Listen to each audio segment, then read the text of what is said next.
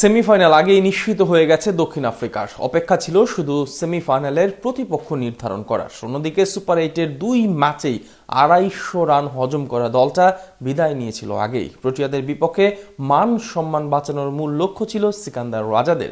এমন ম্যাচে তবে শেষ পর্যন্ত কেমন করলো জিম্বাবুয়ে, সেটা নিয়ে খুঁটিনাটি জেনে নেব প্রতিবেদনে।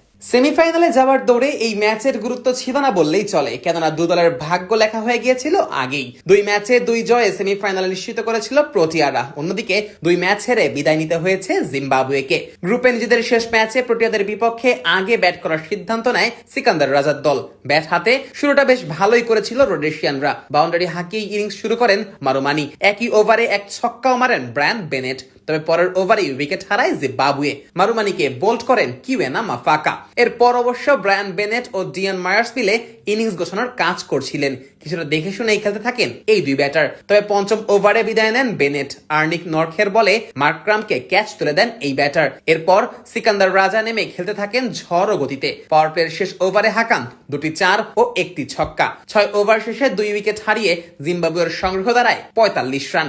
এক প্রান্ত থেকে রাজার ব্যাটে রান আসতে থাকলেও অন্য প্রান্ত থেকে বাকি ব্যাটাররা একে একে বিদায় নিয়েছেন।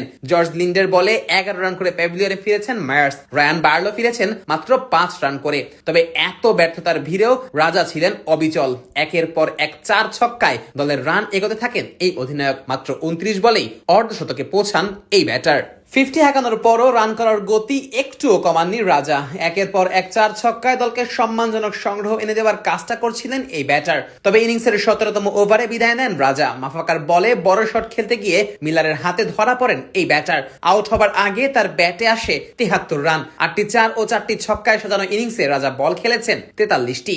শেষ দিকে দ্রুত রান তোলার কাজটা করতে পারছিলেন না ক্লাইভ মাদান্দে ও ব্রাড ইভান্স। এই 2 ব্যাটারকে চাপে ফেলে ম্যাচের নিয়ন্ত্রণ নিজেদের দিকে নিয়ে নেয় প্রোটিয়ারা। জিম্বাবুয়ের ইনিংস শেষ হয় 8 উইকেট হারিয়ে 153 রানে। প্রোটিয়াদের হয়ে সর্বোচ্চ 2টি করে উইকেট নেন কিউয়েনা মাফাকা ও করবিন বশ। জবাবে ব্যাট করতে নেমে সিকান্দার রাজার জাদুতে কোণঠাসা হয়ে পড়ে দক্ষিণ আফ্রিকা। ইনিংসের প্রথম ওভারেই বিদায় নেন কুইন্টন ডি কক। তৃতীয় ওভারে রাজার দ্বিতীয় শিকার হয়ে ফিরেছেন এইডেন মার্করামও।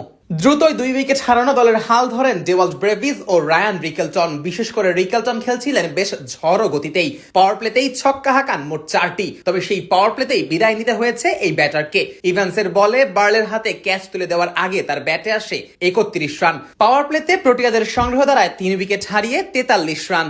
সেখান থেকে দলকে জয়ের বন্দরে নিয়ে যেতে থাকেন ব্রেভিস ও মিলার জুটি। 4 থেকে ছক্কায় বেশি রান তোলা এই জুটি মাত্র 25 বলেই তুলে ফেলে 50 রান। তবে এরই মাঝে মিলারকে বিদায় করেন মুজরাবানি আর ব্রেভিস শিকার হন সিকান্দার রাজার। তবে এরপর আর প্রোটিয়াদের সাথে পেরে ওঠেনি জিম্বাবুয়ে। জয় দিয়ে এই গ্রুপ চ্যাম্পিয়ন হয়ে সুপার 8 শেষ করলো এইডেন মার্করামের দল।